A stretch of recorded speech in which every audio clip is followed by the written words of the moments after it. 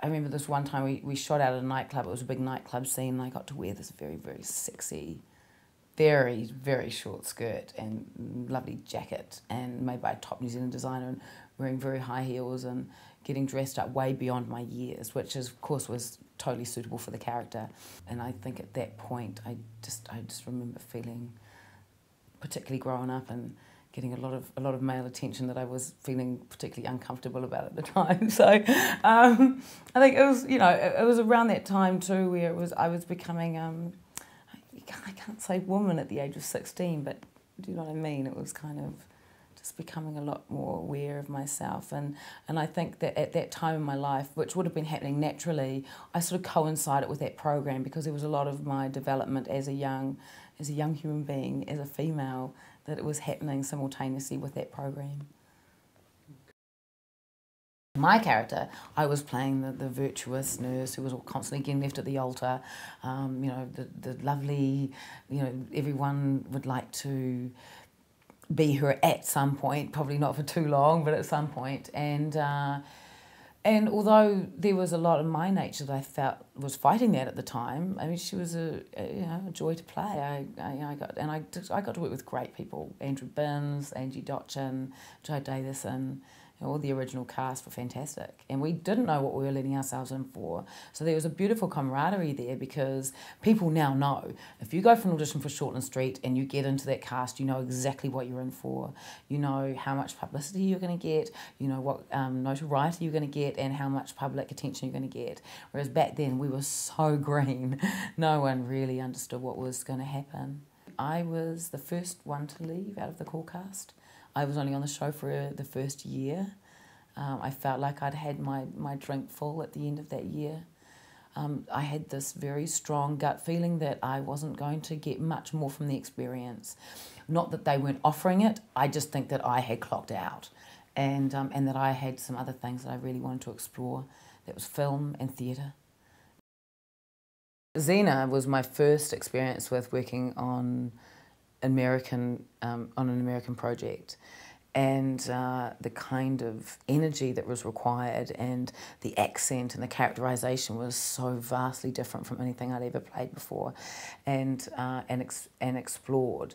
And it took me a few episodes to really understand exactly what was required for that role and for that project. And I look back with great trepidation in some of those earlier episodes. I don't know if I'm very proud of my work. It was so ferocious that, you know, everyone that was involved that had recurring characters got pulled along with it, and consequently it's probably the closest I'll ever get to experiencing what it's like to be remotely famous on a level where you have people stalking you, you have people they really want a piece of you, not just like walking down to the local Henderson supermarket and someone saying, hey, you're the chick from Shortland Street, you know, nice one, and then onwards you go. They really, people live their lives vicariously through you and your character. And so it sort of gave me a taste of what it could be like. And I can't say that I warmed to it very much. I'd been hitchhiking around New Zealand, and I bumped into Miranda Harcourt down in Wellington, and she introduced me to Harry St Clair, and we got talking, and there was a really great rapport there. And then I got a call from him when we were in Auckland.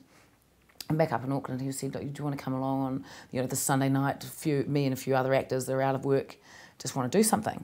And Harry had written this short scene, like a 2-3 minute scene, and there was this great, this sort of bunch of down and out but wonderfully talented actors sitting around, and we just started filming this stuff. And then we was like, hey, do you want to meet up next weekend? And it was this really organic, you know, sort of rock and roll, student style, you know, film, TV making machine that slowly evolved over time.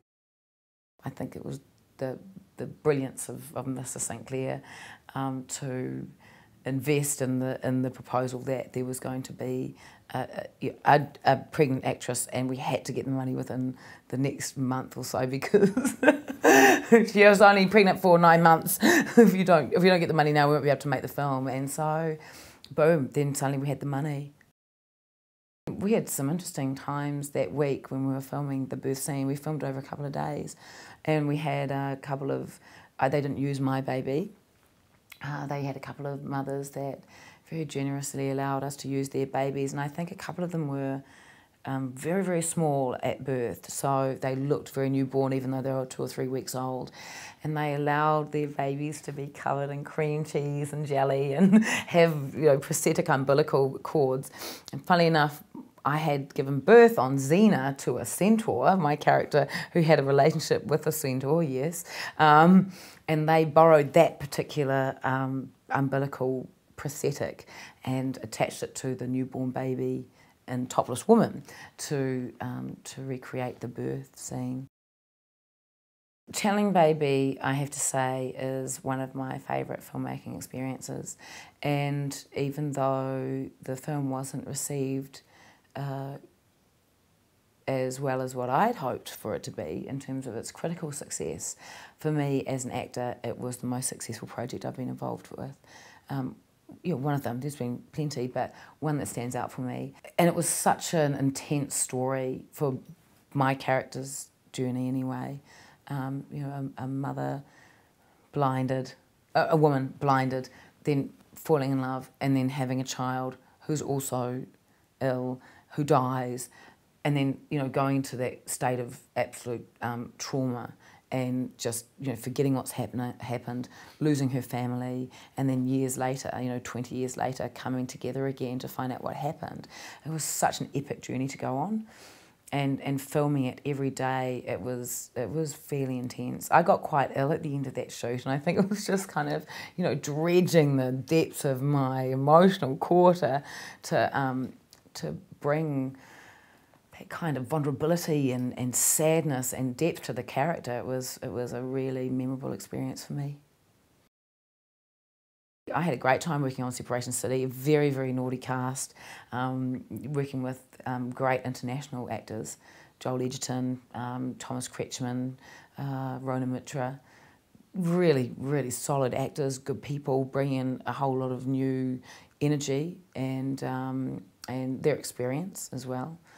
And the director was beautifully mad, so the kind of energy that was on set all the time, because it's a comedy, a dramedy, yeah, it was constantly being driven, and I guess that now I think it does come with age. I notice it with my colleagues and you know, my contemporaries, that you get a bit more trust in your performance and what you can bring to a project, and it's not about forcing it in there. It's about going, hey, what about this? You know, offering ideas. This is where I think that I can help out here, and owning that. And I liked it because it's much more collaborative, and that's how I choose to work now. I'd prefer that more than you sit there, do that, do that, do that. I'm sort of over the days of being a walking puppet. What is it? Hot prop.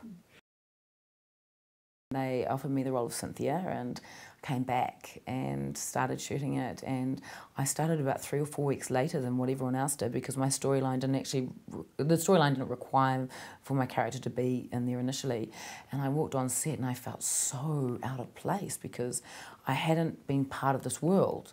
And I didn't know what was going on. There were all these relationships that had been formed already, and the whole vibe of the crew, you know, they were already on that sort of trajectory, and I sort of felt a bit out of it, actually, which I think in hindsight helped to contribute to my character's journey.